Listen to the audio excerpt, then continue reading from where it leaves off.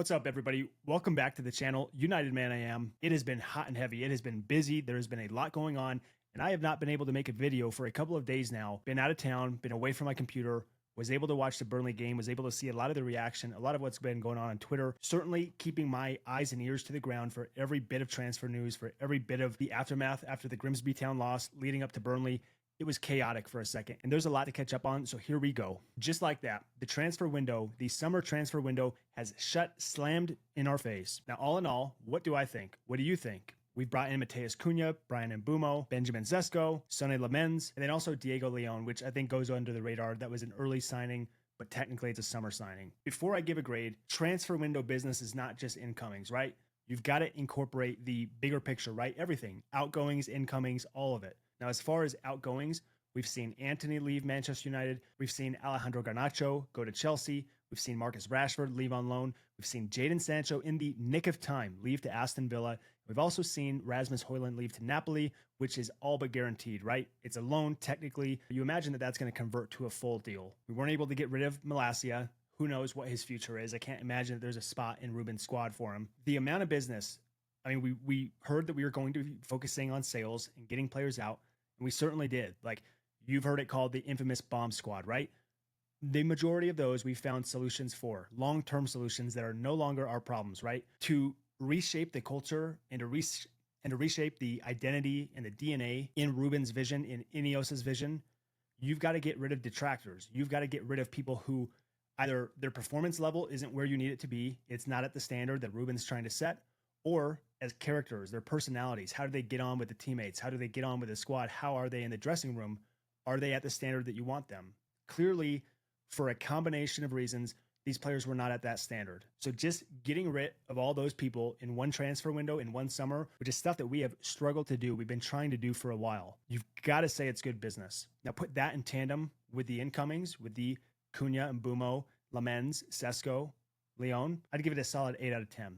And in my view, 8 out of 10 is not bad. If you go every transfer window and get 8 out of 10 consistently, over time, you're going to look very good. Your squad's going to be in good shape. You're probably getting top tier talent. You're probably getting a lot of results on the pitch, and things start to snowball, right? Unfortunately for us, they've snowballed the opposite direction over the years because of the bad purchases that we've made, because of the bad dealings in business that we've done. Now, with Ineos, you start to feel that we're looking different. We're drawing a line in the sand, and we're not really bending. The only bending that I saw us really do was the Garnacho deal, and we had to drop that price significantly or just risk him staying, right? Now, what were we willing to do? Some of us were willing to let him stay and prove a point, but then also it kind of does cripple us, right? We could use the homegrown profit, right? We could use that sale, whether it's 40, 50, 60, we could use that and it's going to help us in the long run. So 8 out of 10 for me. And some people are going 7 out of 10. Look, the only thing that could have made this a 10 out of 10 is if somehow we brought in like another wing back for depth, but most importantly, a midfielder. And it is a little bit shocking to me that we weren't able to bring in a midfielder. It's a little bit shocking to me that we were in for Baleba and that dissipated pretty quickly. It didn't seem like it was possible to get a deal done, at least in this transfer window. But it is shocking to me that we didn't find an alternative solution, that we didn't have somebody else that we could bring in. I'm not one of the people that's going to say you have to fix every problem, every transfer window, no matter what. For reasons you all can understand, it's not always possible to fix every position of need. It's a phased approach, right? We're talking about trying to win the Premier League in 2028, right? If that's the goal, that's the target, you have to take steps along the way. You've heard the saying, Rome wasn't built in a day. If we're trying to build Rome, you can't expect in 2025 that all of those problems dissipate and all of our problems we find the solutions for in the summer transfer window. It's going to take multiple windows to be successful. Last summer, in my opinion, we had a very good window. We did good business and we brought in top talent. This summer, we've done it again. But you're lying to yourself if you say it's a poor transfer window. We talked the likes of a Bryan Mbeumo and a Matheus Cunha and even a Benjamin Sesko, 3 of the most sought after targets in the entire market. We talked them into coming to Manchester United. Manchester United is all but a burning building, right? These people are running into the fire, coming to save us, coming to rescue us. They're not afraid of the challenge. They're not afraid to be a hero, right? They want the challenge. They've said yes to the project. And certainly whatever Ruben is selling, whatever Ineos are selling, it's compelling. It's compelling enough to get 3 of the top most sought after targets in the entire market to come to Carrington. There's something to be said there. Now, speaking of people coming to solve a problem for us, Sonny Lamens, that's been inked. That is official. Here we go. On deadline day, we got our keeper. Now, there was very much a contingency, it seems, of Emi Martinez. Some people were of the opinion that Emi Martinez is the guy. Some people are very much, no, get the younger talent, the guy with the potential who could be a long-term solution, get him, right? Two trains of thought. Now, am I vehemently against one or the other or opposed to one or the other? No. And you could call me fence sitting, that's fine. But candidly, I see both approaches and I see how both of them make us a better team. You look at Lamens, take him for example.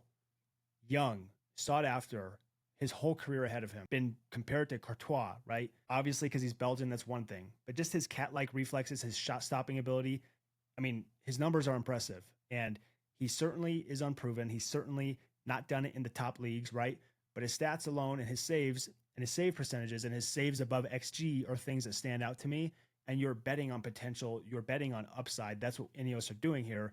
You think that if you've got a first-team goalkeeper quality at Manchester United in Sonny Lamens, this guy could solve a problem for us for the next 10 years, Lord willing, then that's good business. And I see why we got him at 20, 25 million roughly. And you're not having to spend 50, 60 for a top flight goalkeeper, right? You're hoping that this guy becomes that. And then you got him for pennies on the dollar. Now with Martinez, I get it. He's not for everybody. But the problem is we don't have enough people in our dressing room that aren't for everybody. We don't always want these nice, most professional, most respectful people on the pitch, right? You've heard Jose Mourinho when he was with Spurs say that sometimes you have to be a cunt. You have to sometimes on the pitch. We can't just have nice guys. That's why Manchester United, we go to Anfield and we get bullied, right? Because they've got some people that have piss and vinegar in their blood, and that's what we need. And so, like, to me, it was a little bit appealing to see an Emi Martinez, somebody that is going to ruffle feathers, somebody that is going to talk shit, somebody that is going to play mind games, right? Somebody that is confident, even if it's to the point of delusion, right? I get that. Maybe he's not as good as some people think or would like him to be, but at the end of the day, this dude won a World Cup, right? He's achieved success at the highest level, and you're putting that guy at net behind a Manchester United backline who certainly has anxiety and PTSD of trauma in regards to who has been at net, not being able to trust the goalkeeper in certain situations. You put a guy like Emi Martinez in there, and I think that guy just oozes confidence, right? That to me, like the mental side of things, I know he's error prone. I know he's got mistakes in him. What keeper at some point doesn't have a mistake in them? You're playing a position where if you make one mistake in the game, your whole game is soured, right? So I just think you take that with what it is. At the end of the day, I'm happy with the move that we made. I'm excited about Sonny Lamens. I am a little bit apprehensive about him coming in straight away and being the number one choice. You'd like to see him kind of get ushered into that, or I guess slowly introduced to that role, especially at Man City, at the Etihad as his first game. Do we throw him right into the fire and it's sink or swim? Or, you know, Ruben has shown even with the likes of Benjamin Sesko that he's going to step by step introduce them into the team. But I can tell you one thing, we cannot handle Andre Onana anymore. I hope he's played his last game for us. I can't ever see him at net for us again. And then Bayindir, I mean, come on. Like, how much more can we stand to see Bayindir or Onana, right?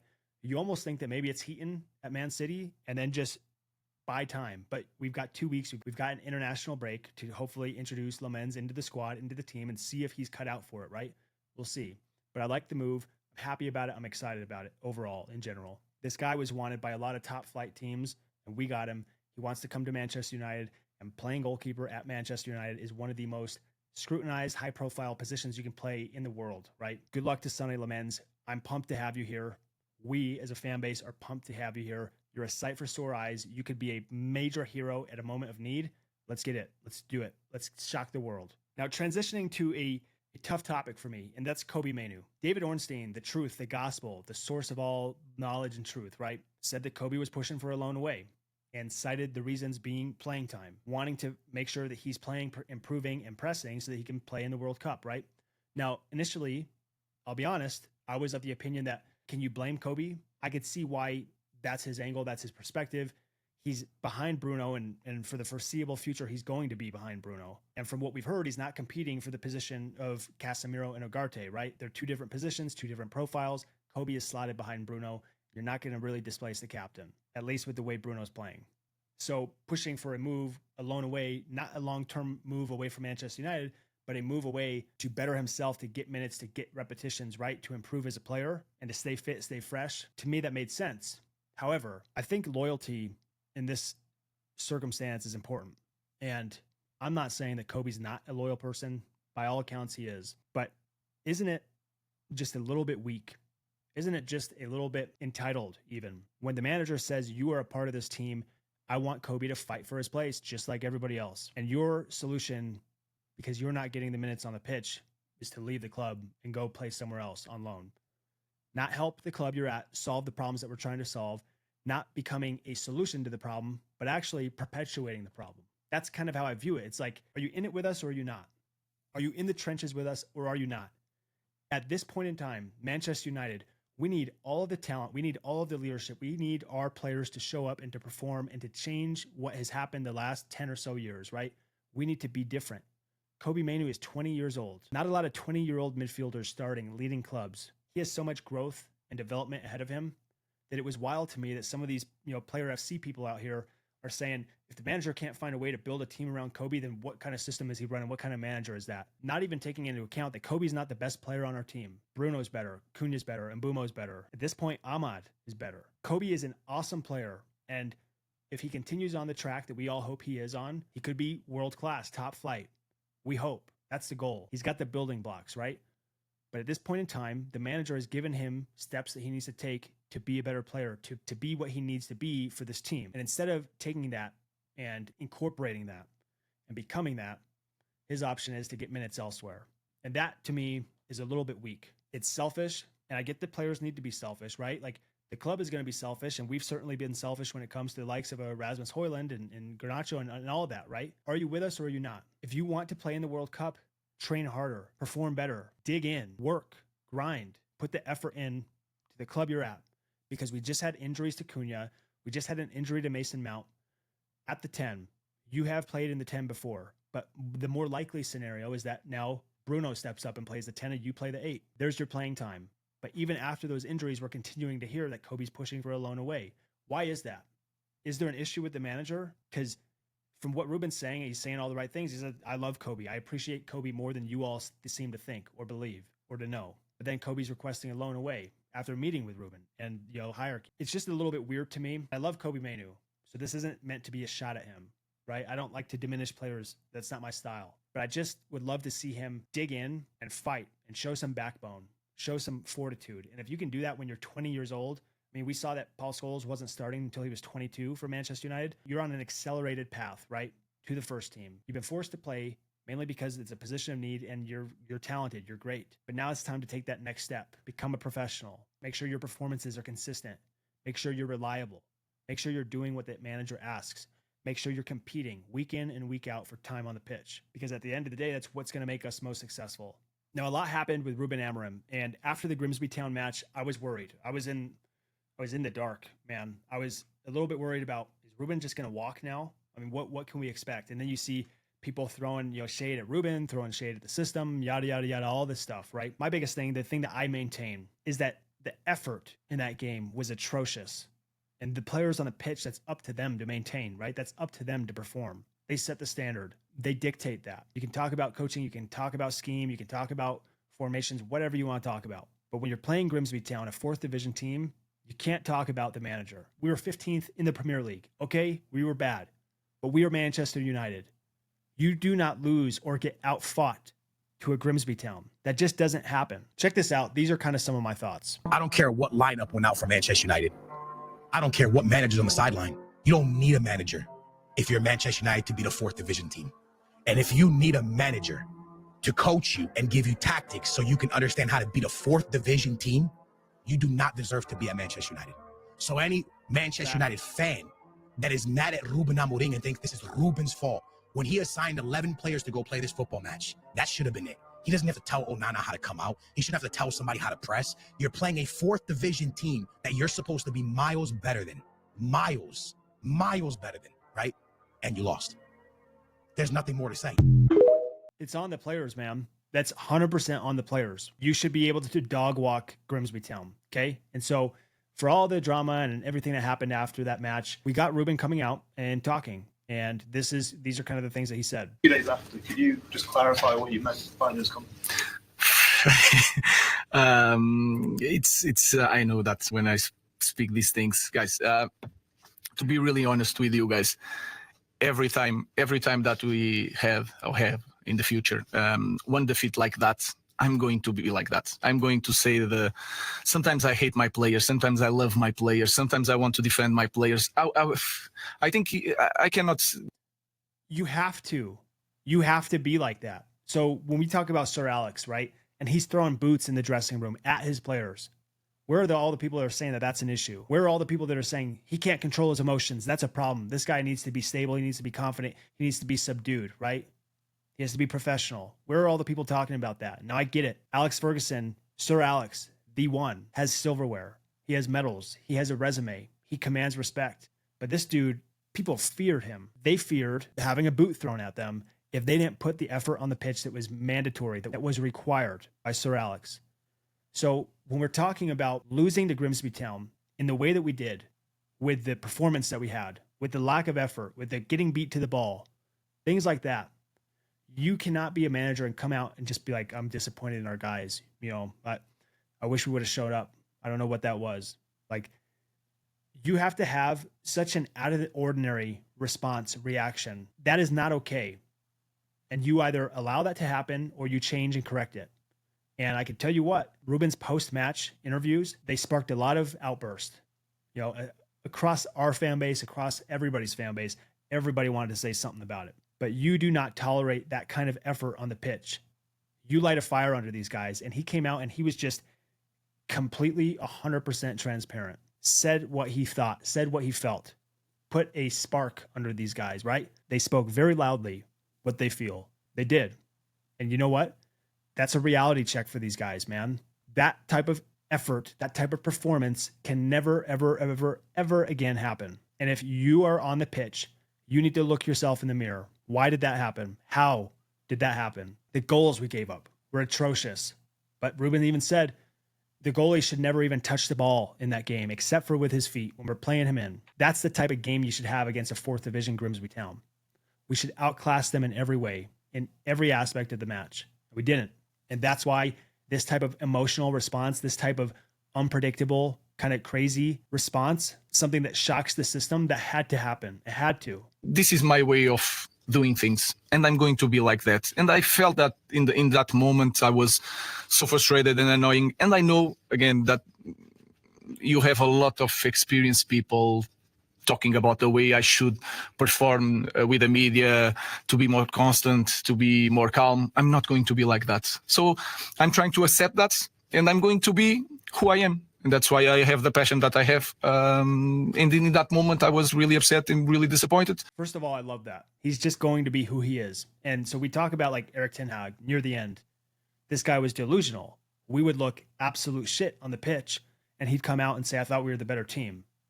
And so like, clearly you're saying this guy is lying about what he's seeing. He's saying the wrong things to save face, or he straight up believes that we were the better team on the pitch and we weren't. And that's a problem, right? So for better or for worse, we have a manager right now who is emotional, who is fiery, who is passionate. You can tell how he feels, and he's going to say how he feels. He's going to be honest. At the end of the day, look, I get that there's a buttoned up professional aspect to delivering and communicating with the media if you're a manager of Manchester United.